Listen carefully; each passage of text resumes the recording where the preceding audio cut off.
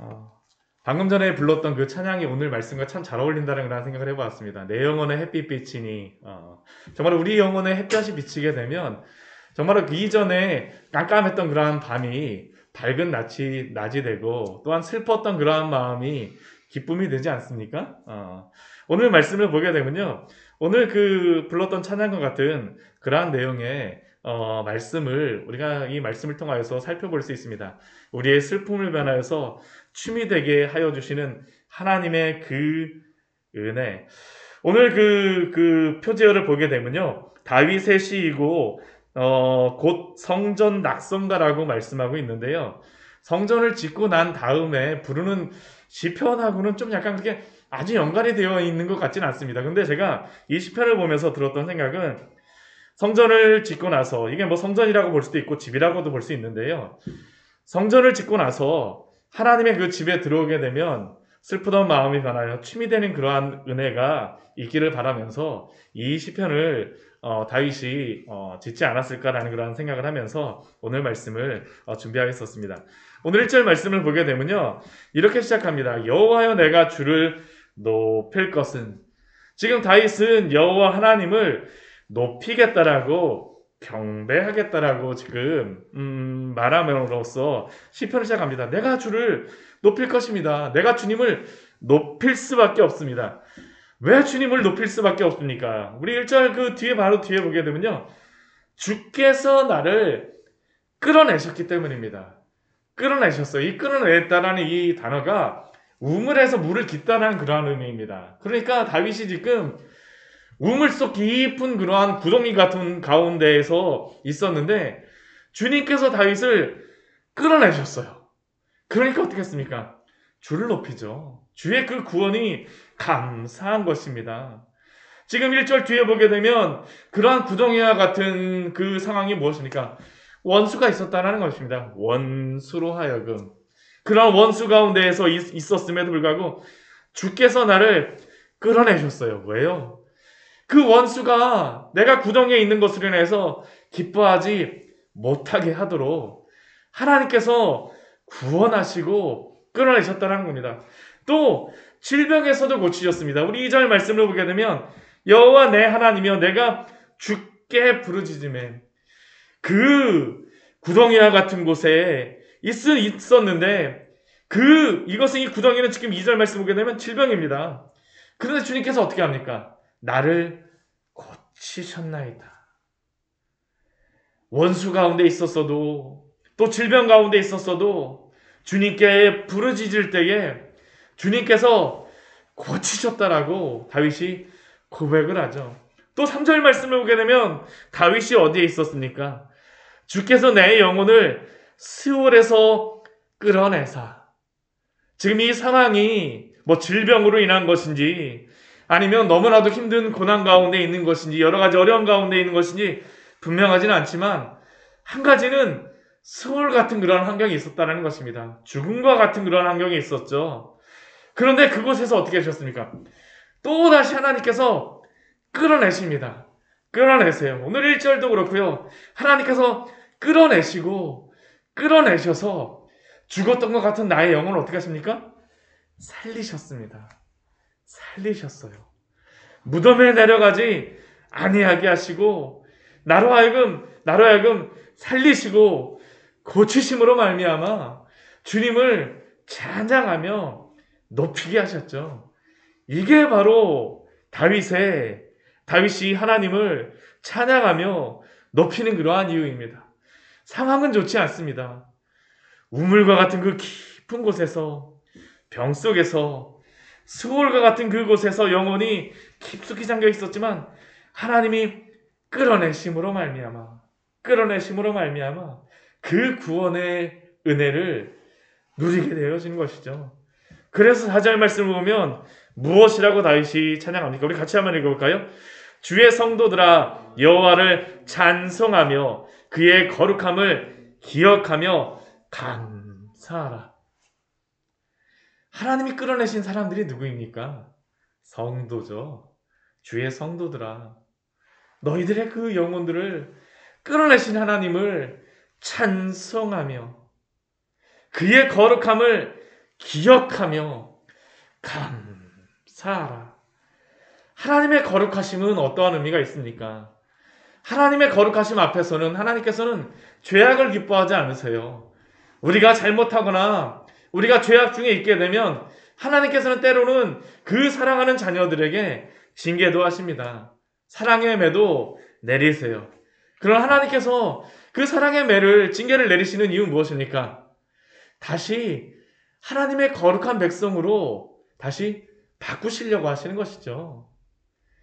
찬송하며 그의 거룩함을 기억하며 감사하라. 하나님의 그 거룩하심은 당신의 백성들을 끌어내시는 것입니다. 그냥 암흑 속에 있기를 원하지를 않으세요. 이게 하나님의 거룩하심이 일하시는 그러한 방식이죠. 우리가 어두움 가운데 있을 때, 우리가 죄악의 길을 걸어갈 때에 하나님이 당신의 거룩하심을 따라서 우리를 끌어내시고 고치시고 살리시는 것입니다. 그래서 5절 말씀에 보게 되면 이렇게 다윗은 고백하죠. 우리 5절 말씀도 같이 읽겠습니다. 그의 노염은 잠깐이요 그의 은총은 평생이로다. 저녁에는 울음이 깃들일지라도 아침에는 기쁨이 오리로다. 하나님의 그 거룩하심을 따라서 때로는 징계도 하시지만 하나님의 노여움을 보여주실 때도 있으시지만 그것은 어떻습니까? 잠깐입니다. 성도를 거룩하게 만드셔서 하나님의 나라로 끌고 가신 우리에겐 무엇일까요? 영원한 그 기쁨이 있는 것이 아닙니까? 그의 노여움은 잠깐이요. 대신 그가 베풀어 주신 그 은혜, 은총은 무엇입니까? 평생입니다. 영원하죠. 저는 우리 교회 안에서 이런 게 있었으면 좋겠습니다. 우리 교회 그 6.25와 같은 마음으로 왔다가 8.15와 같은 광복의 마음으로 간다라는 게 바로 이 말씀 아닙니까? 그의 노여움은 잠깐 우리로 하여금 근심하게 할 수도 있지만 그러나 하나님이 우리에게 날마다 그 은혜를 그 은총을 베풀어 주시기 위해서 우리를 날마다 붙들어 주시는 줄 믿습니다. 저녁에는 울음이 깃들일지라도 아침에는 무엇입니까? 기쁨이 오리로다. 저녁에는 우리의 인생의 어두운 밤과 같은 때에는 우리가 교회에 와서 눈물을 흘리며 부르짖며 기도할지라도 그러나 우리가 기도를 마치고 다시 돌아갈 때에는 하나님이 아침과 같은 기쁨을 우리에게 베풀어 주시는 것입니다. 베풀어 주시는 것이죠. 근데 오늘 말씀을 보게 되면요, 이 히브리 문학을 보게 되면 가장 중요한 것을 가운데 이렇게 배치한다라고 저희가 이야기를 하는데요. 오늘 말씀을 보게 되면 왜 이렇게 다윗이 이러한 여러 가지 어려움 가운데에 있고 하나님이 왜 당신의 거룩하심을 따라서 이러한 그 성도들에게 때로는 징계도 베풀어 주시는지 그 이유를 우리에게 말씀합니다. 우리 그 6절과 7절 말씀을 보게 되면요, 다윗이 가졌던 그러한 교만한 마음이 한 가지가 있어요. 교만함이 있습니다. 우리 6절 말씀에 보게 되면 이렇게 말씀하고 있죠. 내가 형통할 때에 말하기를 영원히 흔들리지 아니하리라 하였도다. 형통할 때에 어떤 생각을 가졌었냐 하면요, 다윗은 이 형통함이 나 때문에 그런 것 같구나. 내가 잘해서 그런 것 같아. 내가 형통할 때 말하기는 이 형통함이 영원히 오늘도 잘 됐으니까 내일도 잘 될 거야 하면서 그런 생각하고 나의 그러한 그 잘됨과 나의 그러한 어떤 형통함을 나 때문이라고 생각했었습니다. 근데 7절 말씀을 보면 다윗이 깨달은 게 바로 이것입니다. 우리 7절 말씀 같이 한번 읽어보겠습니다. 여호와여 주의 은혜로 나를 산같이 굳게 세우셨더니 주의 얼굴을 가리심에 내가 근심하였나이다. 내가 산같이 굳게 서갖고 형통할 때가 그때가 사실은 무엇 때문에 형통했다라는 것입니까? 주의 은혜로 형통하고 산같이 굳게 서 있었다라는 것이죠. 그런데 그게 주의 은혜라는 것을 깨달았을 때가 있습니다. 언제 그것을 깨달았냐 하면요, 하나님의 얼굴을 가려보시니까요, 나의 형통함이 아무것도 아니라는 것을 깨닫게 된 것이죠. 이게 바로 7절의 말씀입니다. 여호와여 주의 은혜로 나를 산같이 굳게 세우셨더니 주의 얼굴을 가리심에 내가 근심하였나이다. 한순간도 내가 숨쉬는 지금 이 호흡 하나하나까지도 하나님의 은혜가 아니었다라면 아무것도 아니라는 것을 깨닫게 되어진 것입니다. 우리가 건강에 감사함을 깨달을 때가 언제인가요? 우리가 아플 때 그것을 알게 되죠.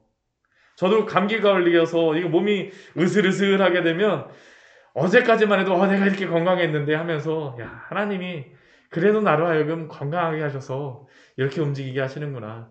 우리로 하여금 깨닫게 하시는 것 아닙니까? 코로나 때를 맞이하여서 우리가 깨닫게 된 것이 무엇입니까? 마스크 없이 살 수 있다는 게 얼마나 감사한 것인지를 우리가 깨닫게 되죠. 우리가 평안하게 누구를 만나도 평안하게 같이 식사도 하고 차도 마시고 우리 예배 끝나고 나서 성경 공부 오후에 그냥 마음껏 하고 또 식사도 나눌 수 있었던 게 얼마나 감사한 것인지를 우리가 지금 알게 되지 않습니까? 알게 되지 않나요? 제가 예전에 어떤 생각이 있었었냐면요. 예전에 미국을 잠깐 대학교 때 갔다 오면서 미국에 가고 제가 영어를 뭐 이야기해도 항상 답답한 마음이 있더라고요. 그래갖고 야, 내가 한국에만 가면 말을 잘하게 되면 정말로 하고 싶은 것들 뭐 복음도 전하고 뭐 하겠다라는 것들을 막 마음을 먹었었어요. 이게 말만 되면 얼마나 좋을까라는 그러한 것들. 우리 인생이 그렇지 않습니까? 그런데 우리가 지금 있는 것 자체가 오늘이 바로 가장 기쁜 날인 줄 믿습니다. 평안함이 기쁨이죠. 하나님의 은혜로 날마다 베풀어 주시는 것입니다. 그런데 주님께서 얼굴을 가리우실 때 또 다윗에게 무엇을 주신 것입니까? 우리 8절 말씀 보면 이렇게 말씀하죠. 여호와여 내가 주께 부르짖고 여호와께 간구하기를. 또 그곳에서 하나님께 기도하게 한 것입니다. 하나님께 회개하게 한 것이죠. 이것은 회개의 기도입니다. 제가 그렇게 했었군요. 제가 당신 앞에서 교만했었군요 라는 것을 하나님 앞에 기도하는 것입니다. 내가 주께 부르짖고 여호와께 간구하기를. 주님 앞에 겸손히 나아가는 것입니다. 그리고 하나님께 무엇이라고 기도합니까? 내가 무덤에 내려가게 되면 나의 피가 무엇이 유익하겠습니까? 내가 진토가 돼서 흙이 되어지게 되면 어떻게 주님을 찬송하며 주의 진리를 선포하겠습니까? 지금 이것은 무엇일까요? 하나님, 제가 부족하지만 당신이 저를 다시 회복하시게 되면 제가 주님 앞에 감사하며 부족한 모습이라 할지라도 주의 진리를 선포하겠습니다 라고 지금 고백하고 있는 것이죠. 하나님의 그 은혜를 깨닫게 된 것입니다. 하나님이 날마다 베풀어 오시는 그 은혜가 그냥 평안함이 얼마나 감사한지를 알게 되니까 지금 하나님께서 저를 회복하시게 되면 주님 그 은혜를 찬양하며 부족하지만 당신을 높이겠습니다. 다시 기도하죠. 여호와여 들어주시고 나에게 은혜를 베풀어 주옵소서. 당신이 돕는 자가 되옵소서. 당신밖에 없습니다. 당신이 들어주십시오. 당신의 은혜를 베풀어 주시옵소서. 당신께서 나를 세워주시옵소서. 우리 11절 말씀 또 이렇게 다윗이 고백합니다. 우리 11절 말씀 같이 읽겠습니다. 주께서 나의 슬픔이 변하여 내게 춤이 되게 하시며 나의 베옷을 벗기고 기쁨으로 띄우셨나이다.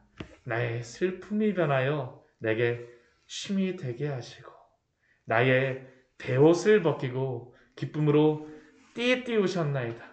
이러한 은혜가 오늘도 함께하기를 축원드립니다. 그래서 성도의 삶은 날마다 9회 말 홈런 타자 같은 것 같습니다. 항상 우리가 하나님 앞에 나올 때에는 우리가 때로는 아픈 마음을 갖고 죄악의 그러한 짐도 짊어지고 나오지만 하나님 앞에 와서 들으시고 베푸소서, 돕는 자가 되소서, 주님 앞에 겸손히 기도할 때는 어떻습니까? 우리의 슬픔을 변하여 춤이 되게 하시고 우리의 베옷을 벗기고 기쁨으로 날마다 우리에게 그 은혜를 허락하여 주시는 줄 믿습니다. 12절 다윗은 이렇게 마지막으로 고백합니다. 이는 잠잠하지 아니하고 내 영광으로 주를 찬송하게 하심이니.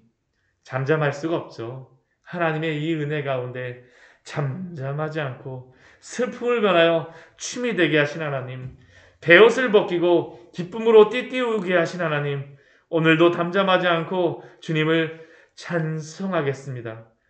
여호와 나의 하나님이여, 내가 주께 영원히 감사하겠습니다. 우리의 고백이 되어지기를 소원합니다. 같이 기도하도록 하겠습니다. 하나님,